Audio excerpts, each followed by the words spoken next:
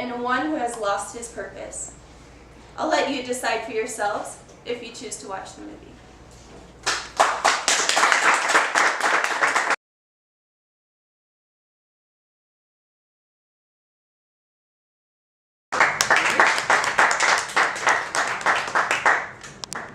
Anne-Marie and Danyang. You did a very good job of being able to get everyone's attention by starting with the question, did anyone see the movie Silence? And of course then when you saw nobody responded, you probably needed to give a little bit better description of what all the movie was about. And primarily, in terms of the presentation, I think that you covered pretty well what the subject matter was in terms of the movement of Christianity from a lot of different places, but realizing that in the world, that Christianity is really a minority of all the religions out there.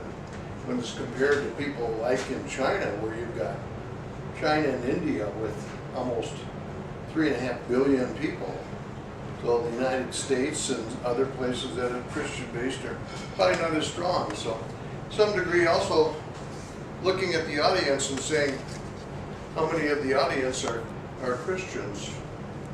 Some may or may not be. Some may be, foxhole Christians.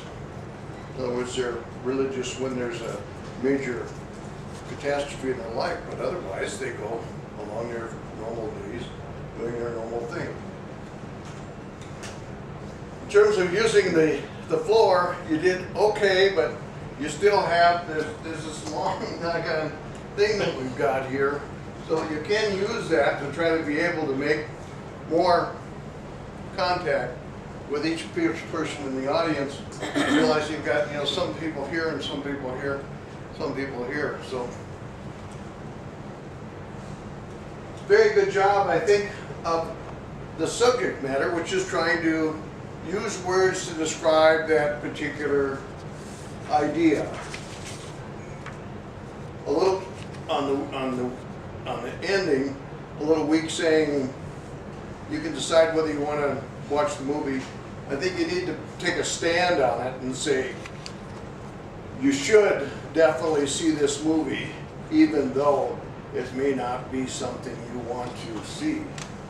But generally, in terms of your delivery and the speech, they did a good job of covering the subject, and I think all of us now will maybe look and read about this particular movie if you don't necessarily see it.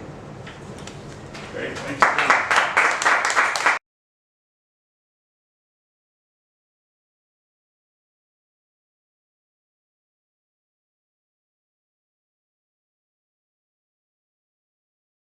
August 9th, 1986, Frank Brummer drove his wife Kathy to a local parish festival to show her a dunk machine that he'd welded. From there, the two went directly to St. Anthony's Hospital, where an 8-pound little girl was delivered. Their first girl after 2 boys. Kathy said that after such a relaxed delivery, she should have known that Anne-Marie would be the easiest child. And the is titled, It's My Birthday. Aww. Yay!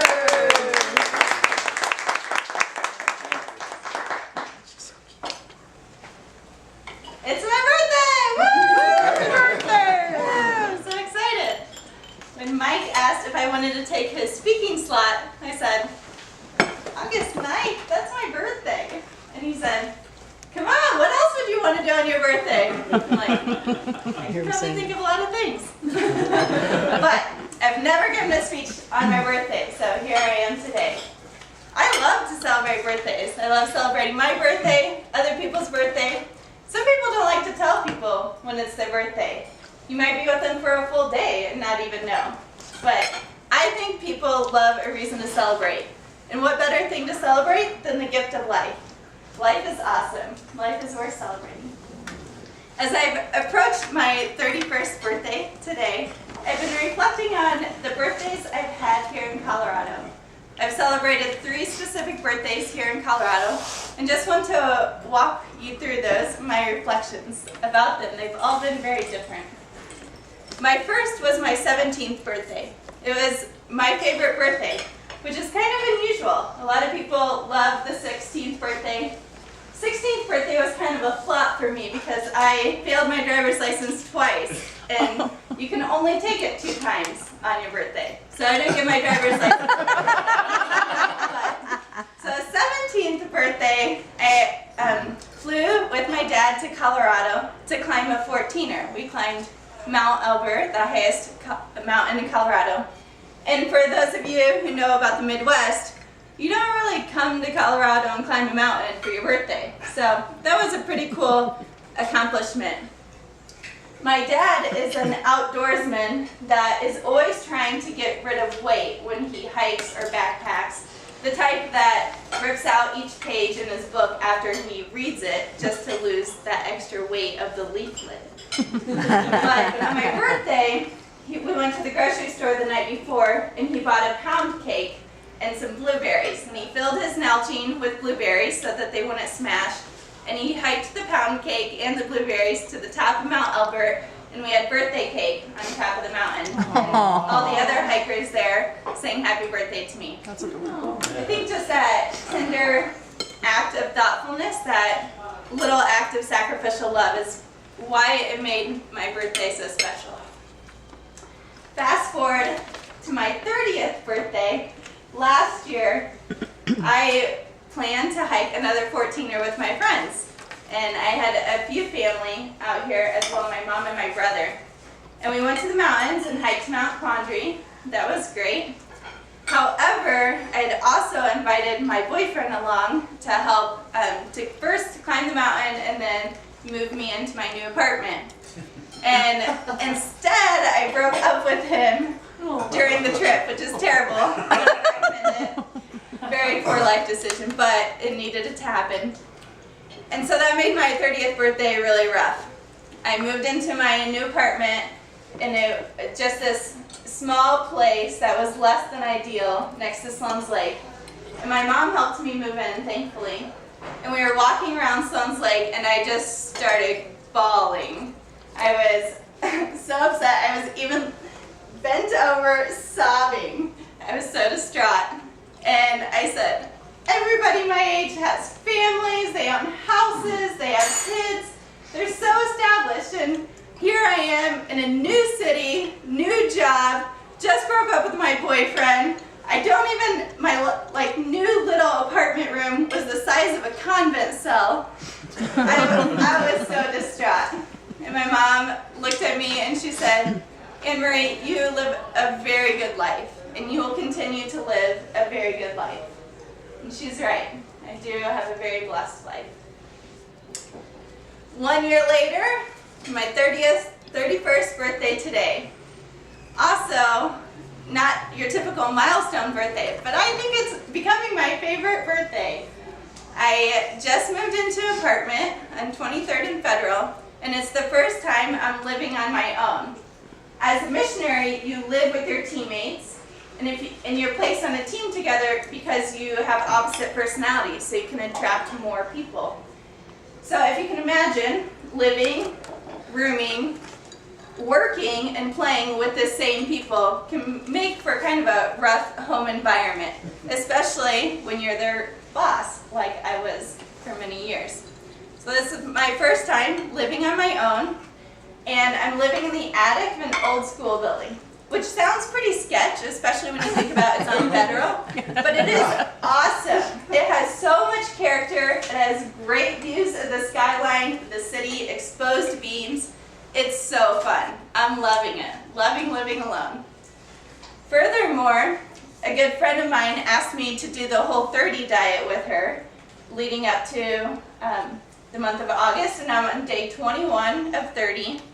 And the Whole30 is 30 days of unprocessed food or sugar, basically meats, fruits, and vegetables. And it has helped my body feel so much younger. I don't creak as much, I don't pop as much, I don't have as many aches and pains. And one of the best things about the Whole30 diet is you sleep like a baby. So I've been sleeping so well, and who doesn't love a great night of sleep? So I'm feeling awesome about my 31st birthday. Tonight, I'm having a potluck at Sloan's Lake with friends old and new. You're all invited for my 31st birthday. It'll be very casual. We'll be grilling at the entrance of 26th and Tennyson. If you want to stop by, bring your tennis shoes. We'll have some frisbee, basketball. Come say hello and come celebrate the gift of life.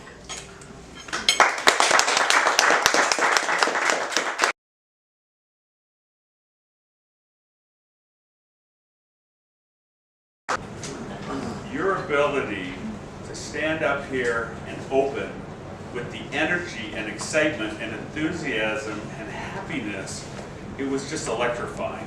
The energy that flowed from you was genuine, real, and powerful. I just loved what you did with your opening, and the transition from your opening to the body of your speech was so smooth. You said you were going to talk about 3 birthdays. It works for me. I like the number 3. And you did a very good job of talking about 17, about 30, about 31. And then you slid in the 16th birthday, and I'm going to just say, okay, so it was 4, but it worked for me. And we all enjoyed knowing how you failed your driver's test. And the emotion you showed in your body language and in your voice showed your disappointment with your 16th. But then you rebounded and you worked the room so well as far as going from right to left. And at the same time you shared about the energy. I will never forget the story of your father's Najee bottle with blueberries and a pound cake and people singing you happy birthday on top of Mount Elbert. It was so visually clear and it was so sweetly done, and it truly shows that that was a memorable birthday. Also Mount Quandary, I'm still not sure whether you really climbed it or whether it was so disappointing you broke up with a boyfriend before you did the hike, but it doesn't matter. The fact that the real memorable part of that, the emotion of it, was Sloan's Lake, which to me is this peaceful, beautiful place to sit and just have a wonderful feeling. Here you were bawling and crying and going through the feeling of loss of relationship, and that came across so clear. And so you went from high to low, and then back to your 31st birthday with the new place, living on your own, not having to share a room with 3 or 4 or 5 other people. The energy that you put out was fantastic. The verbs you use, I realize that you do work within the Catholic Church, and all the words you used, which are key words that come through your faith, were integrated so perfectly in the space that, in the speech, that it just flowed smoothly. I enjoyed every one of those, and they were all appropriately placed. Your vocal variety of use of words, of pace, of pause, were just fantastic. I really hope you watch this DVD and enjoy it, because to me that was really a perfect speech. The conclusion was fantastic. We're all invited tonight. I hope that we all can get directions, and I know you're going to have a great party tonight, and I know this is going to be a wonderful 31st birthday. As you summed it up, celebrate the gift of life. You really did, and I wish you a very happy birthday. What a great speech. Let me give it back to our